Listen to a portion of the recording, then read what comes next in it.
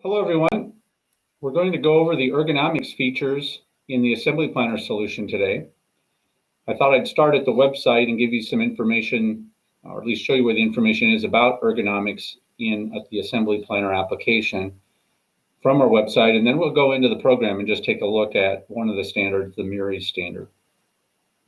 So to learn about what ergonomic systems are supported, you can just simply go to our website, go to Assembly Process Planning, and you can see here, if I go into the time studies or the ergonomics section, I will see a table like this, which shows the current supported ergonomics methods with the time standard method as well. It's important to note that, as you can see from this table, of the 4 ergonomic methods that we support, they vary quite a bit with regards to the time standard, the predetermined time standard that you can use with that. You could see that, for example, in an observed time study, you could use REBA or the Muri standard, both standard or enhanced Muri. But that at the moment, EAWS and Okra is not supported with the observed time standard method. EAWS in particular is well suited to the MTM standards. You can see it's only supported there, and we see that Okra is supported with both the MTM and the MOS standards. You'll also notice at the moment we're not supporting any ergonomics methods tied into the MODAP standard, but that's something that could be supported in the future, as well as a number of these other white boxed non-supported areas. If a particular customer wanted that support, we could work with them on that. One of the reasons why the predetermined time standard is important to link to the ergonomics method is that in the definition of the predetermined time standard, you can embed default ergonomic postures so that when a person selects an elemental code in that time standard, the posture data for the ergonomics assessment that you've selected is automatically populated.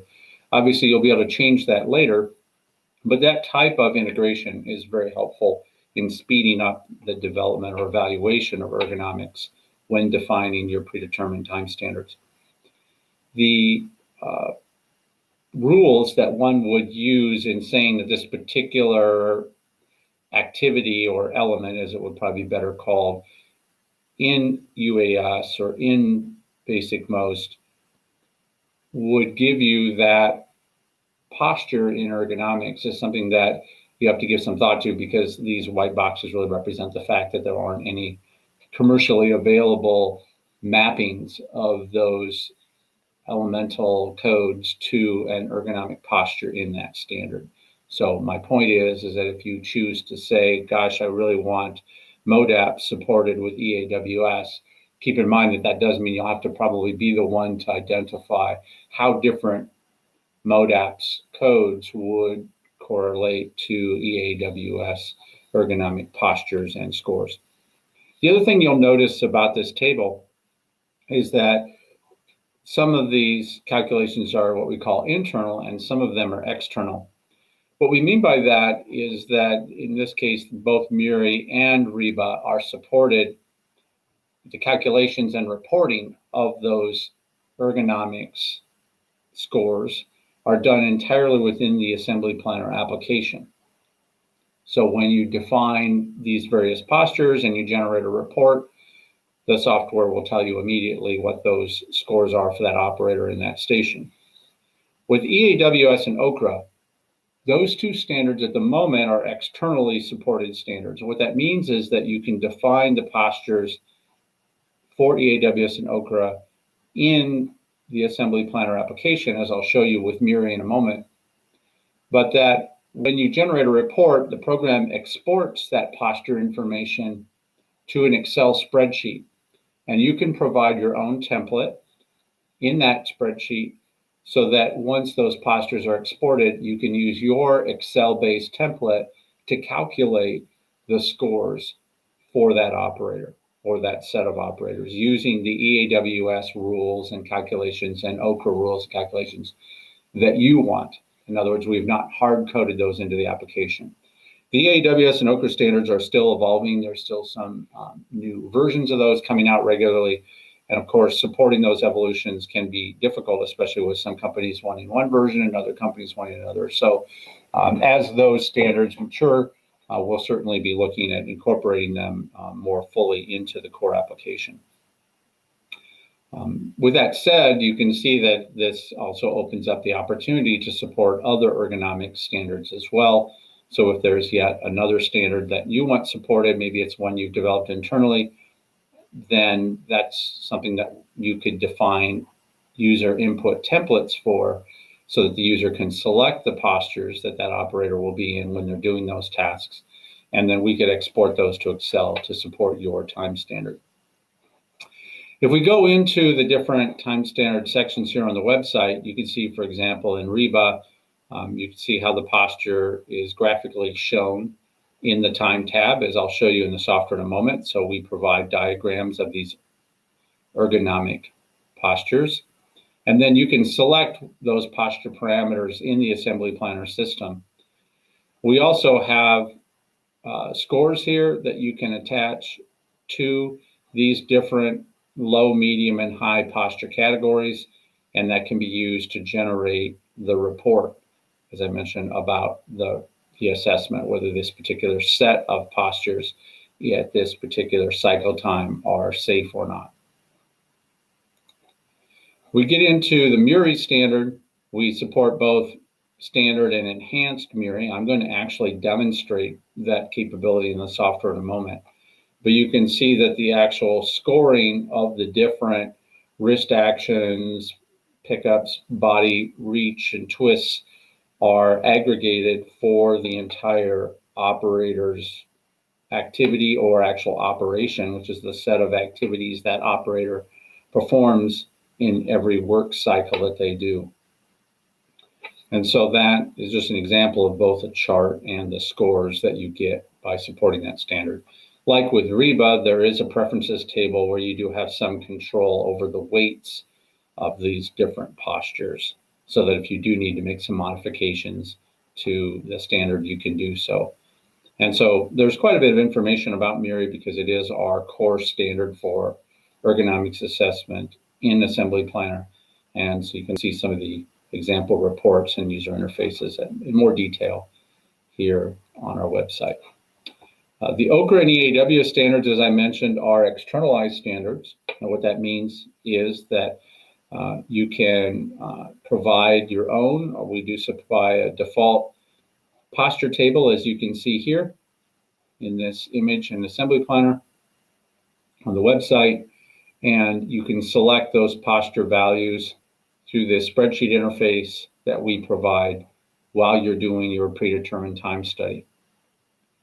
Once those posture values have been selected, they are stored with that activity, with the element data of that activity, and can be exported to an Excel spreadsheet template that you provide. That basically means that these score values are saved in a tab in that Excel template, and you can then, in another tab of the Excel file, reference these exported values in generating your own reports and calculations on ergonomic safety. A few more screenshots of what that looks like. One of the values of doing this in Assembly Planner is that you can filter or select a particular set of activities that that operator would perform when you generate this exported Excel file. So for many users of Assembly Planner, the activities are model option coded. So I could generate an actual list of activities for a specific vehicle model or product model with a specific set of options, and the software will only export those ergonomics motions for those specific activities. And thus the ergonomic assessment you would get would be for a particular model with a particular set of options. You can also export a weighted set of values. In other words, we can export all the activities for that operator in that station and give you a mathematical weighting, a percentage of how often that activity is likely to occur in your spreadsheet report. You could then take that percentage, that take rate as it's often called, and multiply that by your ergonomics score to get an estimated weighted average ergonomics score for that operator. Some organizations, that's an acceptable practice, and some organizations, what they do is they just create the most difficult model to make and the easiest model to make, and they export those two scores individually and compare them. But this is just an example of what the Okra template looks like in detail, where you're selecting, you're basically checking whether these postures are present, and the software is exporting this data to your spreadsheet. And then last but not least, EAWS, which is typically a standard that's heavily seen in Europe, oftentimes in Germany or Italy, when using the MTM predetermined time standards such as UAS. And you can see an example of those posture values. Once again, those posture values can be entered within Assembly Planner, and then you can at any time export this data to an Excel template for further calculation and reporting, since EAWS as well as Okra are externally calculated and reported ergonomic standards.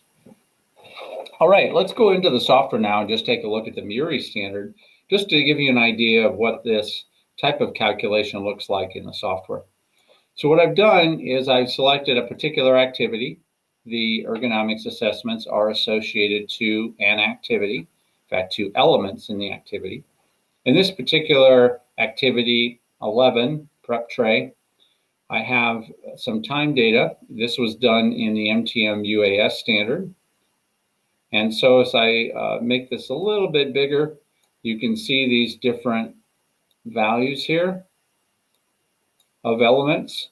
We have an AA1, another AA1, a PA1, an HA1, a BA1, and you can see the description of those UAS elements.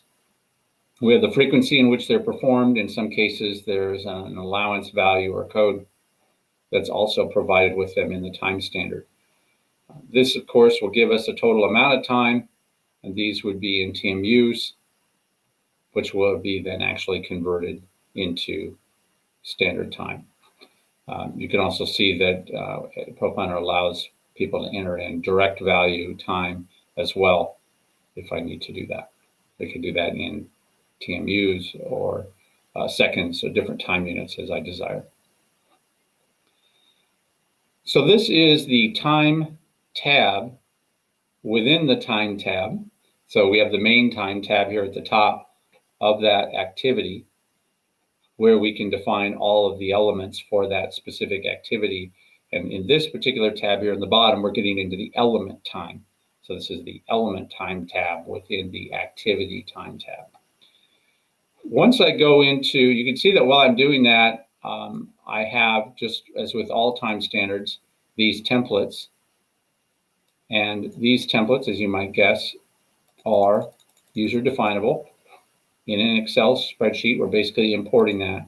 And they allow the user to go ahead and select from these templates these elemental time values. And so if I select an elemental time value, it'll populate this table here below. Now, when I go into the ergonomics tab, I can get there by selecting ergonomics motions. You can see by selecting that top tab that the bottom tab also switches to ergonomics. Likewise, if I switch the bottom ergonomics tab, the top does. And there are really two tabs here at the top. There's the ergonomic motions and the ergonomic postures. Now I'm going to go ahead and give us a little more room up here at the top. If we go into ergonomic motions, once again, I'm in the Muri time standard.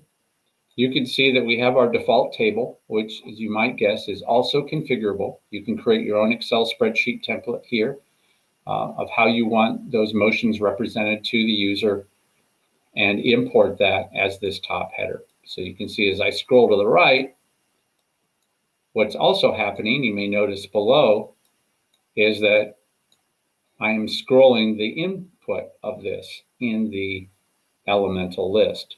So this list that we started with, these column ID of the element, description of the element, frequency, and time, which we had before, there are now far more columns than there were before. Once I get past static here, past this, actually past end time, I'm going into different posture values. So you can define a posture. And by the way, typically in the time standard template, so there is a template that's user definable for the MTM UAS time standard, as there are for all time standards. And in the MTM UAS time standard, I could define a posture for this particular task. So in this case, I'm saying that this AA1 is typically maybe a posture 5. I could give it a posture 9-3, and then I can always change it from that if I want to. Now the postures are seen here. You can also print out this table. There are a number of different postures that you can select from that are predefined. And you can have a table of these printed out handy if you want, so that you can see all the different postures that are available. And here you can look at the different values. These were actually captured from the 3D SSPP software, which is a great application that from the University of Michigan, if you're into more ergonomics posture definition. But we just took some standard postures, which also identify the position of the weight and the amount of the weight that the operator is carrying. And of course, the amount of the weight, in this case in pounds, is user definable as well. Okay, so these are postures that can be assigned to that particular element row. So you can see I'm saying that when this element is performed, this is the posture. When this element is performed, that is the posture. When this element is performed, that is the posture, and so on and so on. Okay. Now, we also have an amount of time. Of course, the predetermined time standard gives us time. So with time and posture, we're able to determine our score for ergonomics assessment. Now, the different ergonomic assessments may use time differently.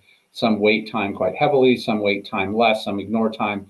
So in this particular case, whether the time of that element is actually used in calculating the score for that ergonomics posture or that assessment for that element row is to be determined. Also, keep in mind that in some of the standards, we may have for a particular ergonomic or element row, we may actually have a start and an end ergonomic posture, and that could be defined as well. Okay, I'm going to go back to ergonomics motions. So with the Muri standard, we have standard Muri and we have enhanced Muri.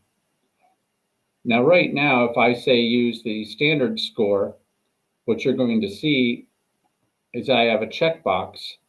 Let's say, let's scroll over here to the left.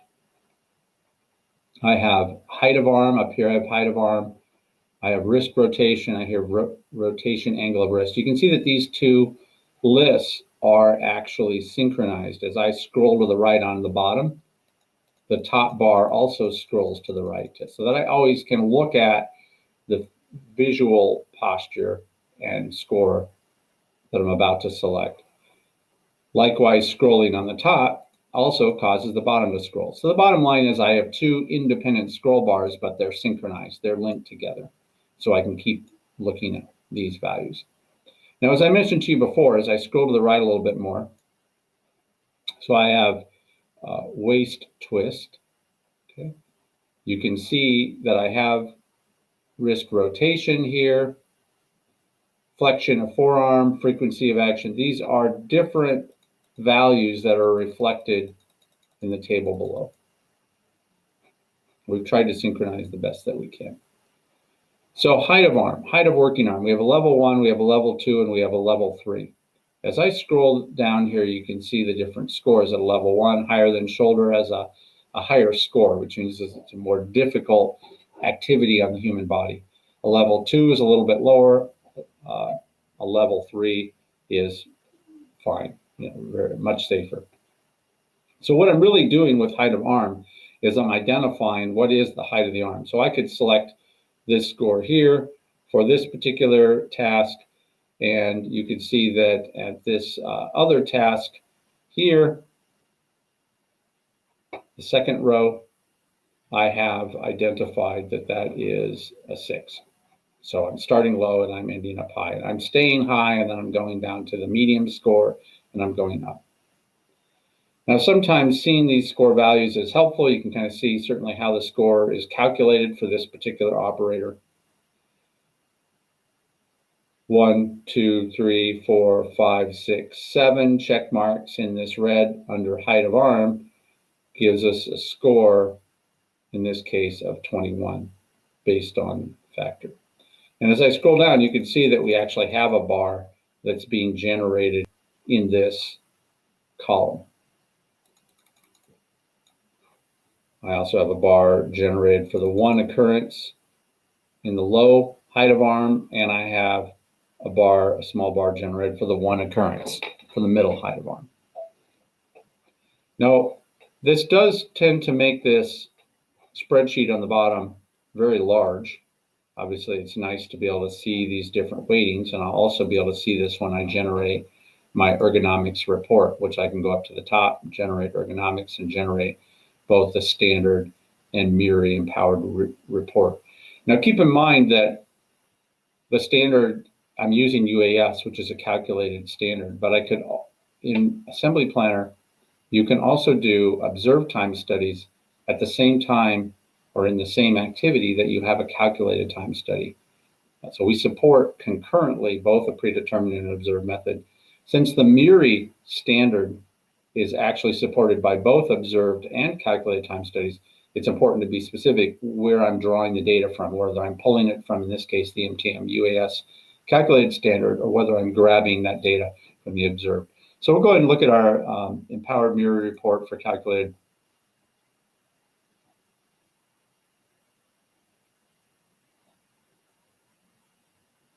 And you can see in this particular case, I'm at the activity level in Assembly Planner.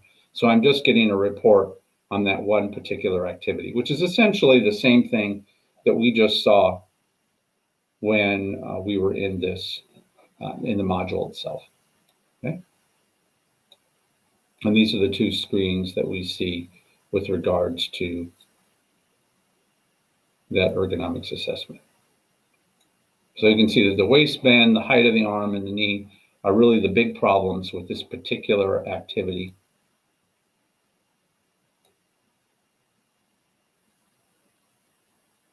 Okay.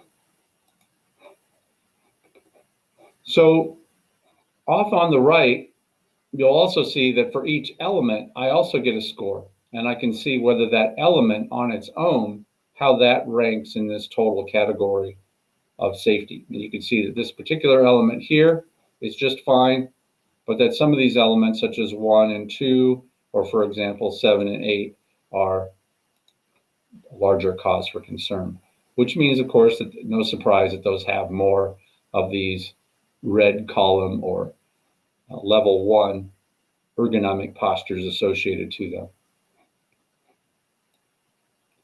Now, I was getting to the point that when I'm looking at the spreadsheet view, it does get very long. And I may not need the scores, especially since I can see them up here as well. So I can hide the score columns, and this condenses it considerably. You can see now I can look at the height of the arm, the wrist rotation, the waist twist, the waistband, and so on, all at the same time. Much easier to work with because at the end of the day, I'm just selecting these particular posture values as we move through.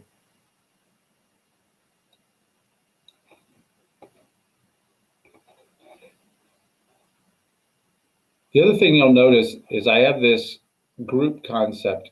Sometimes I want to go ahead and select a value, but I want to affect multiple rows at a time. I have a particular situation where the operator is in a group. So here I've identified a group A.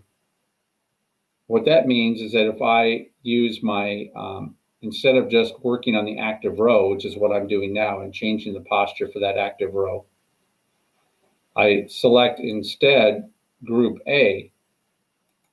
Now, when I change a posture for anything in the group, it affects everything else in the group. It went ahead and changed all of those 3 rows, which have an A next to them, to that value. So this can be a big benefit in terms of entering data. It can really help you enter data. See, now I put it in all 3 of those more quickly if you have many rows. Some of these elements for an activity could be 50 rows long, and yet the posture for the operator may be the same as they proceed through many of these elements. You can see here I could go ahead and immediately create group B. And then when I go into here, I can select group B. And if I change a posture to anything in group B, you can see that all those group B postures get changed at the same time. So it's just a quick ability for us to be able to make defining some of these ergonomic values quicker and easier. A number of these features, by the way, are still supported in the other ergonomic standards. I'm just showing them to you in Muri. This is a little easier to do that. If I go into a particular operation now, and we'll just go ahead and look at a particular routing, we'll just grab this one right here. And I look at the, well, let's go to the routing directly. Okay, now I'm in this particular operation. Okay, now I can go ahead into reports, ergonomics, empowered Muri report. And you can see I get this report now for that entire operation. This is important, obviously, because when we look at an ergonomics assessment, I'm just not looking at the ergonomics score for a particular activity, but I'm really looking at all the ergonomics posture data for that operator for a cycle of work. And really that's what an operation in assembly planner typically represents, is that all of this work is assigned to that operator and they repeat that work over and over for their entire cycle.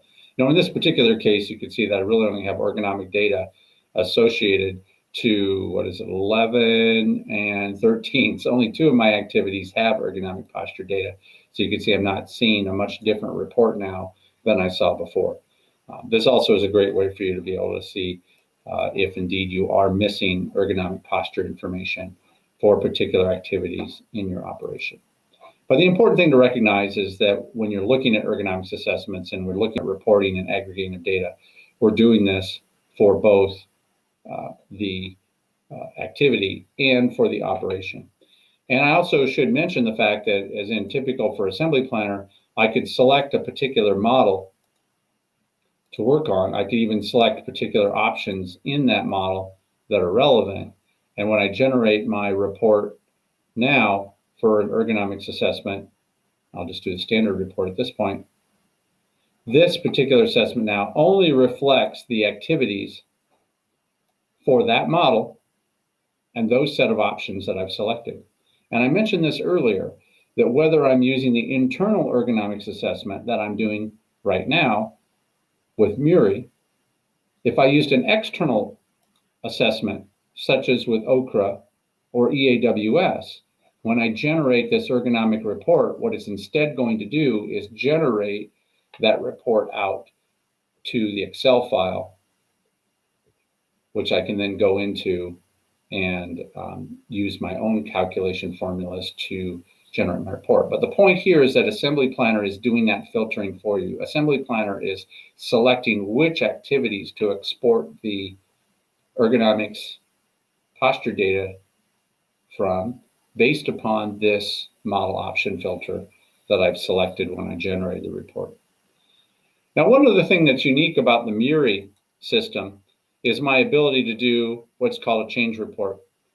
What this basically means is that I can go ahead and select a particular station that I want to look at change data to, and I can go in and select a before or an after